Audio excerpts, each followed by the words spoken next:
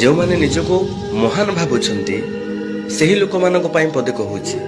ଭଗବାନ ଶ୍ରୀକୃଷ୍ଣ ଗୀତାରେ କହିଛନ୍ତି, ସମୟର କାଳଚକ୍ରରେ କେତେବେଳେ ମଣିଷ କେଉଁ ପରିସ୍ଥିତି ନେଇ ଗତି କରୁଛି ସେ କଥା କେବଳ ଭଗବାନଙ୍କୁ ହିଁ ଜଣାଅଛି।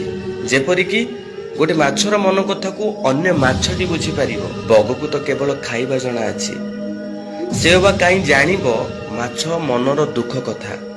ଠିକ୍ ସେହିପରି ଭାଇ, ରାଜଉଆସରେ ରାଜ ପଲକରେ ଶୋଇଥିବା ମଣିଷକୁ ଚାଳ ଛପର ଘରେ ମାଟି ସେଜରେ ଶୋଇଥିବା ଦିନ ମଜୁରିଆ ଦୁଃଖ କେମିତି ବା ଜଣା ପଡ଼ିବ।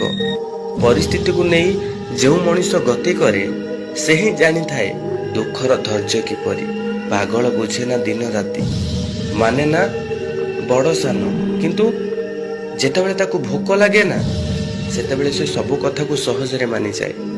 ଖାଇବାକୁ ଦେବା ବେଳେ ତାକୁ ଯାହା କହିବେ ସେ କଥାକୁ ଶୁଣିଥାଏ। ଠିକ୍ ସେହିପରି ମଣିଷ ଭୋକ ସମୟରେ ସବୁ କଥାରେ ରାଜି ହେଇଯାଏ, ବଚନ ବି ଦେଇଦିଏ। ଭୋକ ମେଣ୍ଟିଲା ପରେ ଯେତେ ଭାବିଲେ ବି ଶବ୍ଦ ଆଉ ନଥାଏ ଓହରେଇବାକୁ। ଆପଣ ଯେତେ ବଡ଼ ଭୁଲ କରନ୍ତୁ ନା କାହିଁକି, କେବେ ହେଲେ କାହାକୁ ବଚନ ଦିଅନ୍ତୁ ନାହିଁ। ସବୁଠାରୁ ଶତ୍ରୁ ଆପଣଙ୍କ ପାଖରେ ଅଛି ନିଜର ବଚନ। ଯଦି ଆପଣ ଥରେ କାହାକୁ ଦେଇଦେଲେ ନା ତ ଭାବି ନିଅନ୍ତୁ ଆପଣଙ୍କର ପତନ ସୁନିଶ୍ଚିତ।